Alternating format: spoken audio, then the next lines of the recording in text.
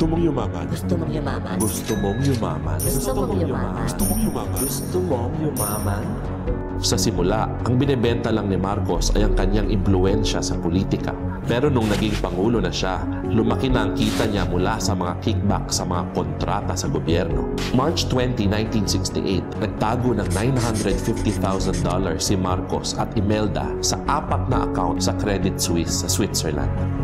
Pagkadeklara ni Marcos ng martial law, sinimulan niya ang sistematikong pag-angkin ng kayamanan ng Pilipinas. Binigyan ni Marcos ang sarili niya ng kapangyarihan para makagawa ng sarili niyang batas. Gamit ito, nahawakan niyang iba't ibang industriya, lumaki ang kanyang pinagkakitaan. Mga kamag-anak, kapartido, kalaro sa golf ang mga naging Marcos crony. Pirmado sila sa titulo ng paglilipat ng pag-aari ng kumpanya kay Marcos at hawak ni Marcos ang titulo, ngunit hindi niya mismo pirmado. Nagnakaw rin si Marcos sa Japanese reparations para sa World War II. Kumuha siya sa pera ng international aid sa Bangko Sentral ng Pilipinas, sa inutang mula sa international na bangko at sa military aid mula sa US. Inutos ni Marcos na kailangang magbayad ng buwis ang lampas 1 milyong magsasaka ng niyog. Humigit ito sa $216 million.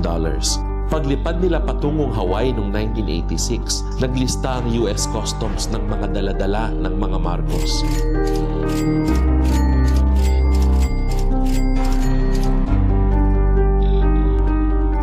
Sa kabuuan, itinatayang $5 billion hanggang $30 billion ang nanakaw ng mga Marcos. Kakaunti pa lang ang nababawi ng PCGG sa kanilang nakaw.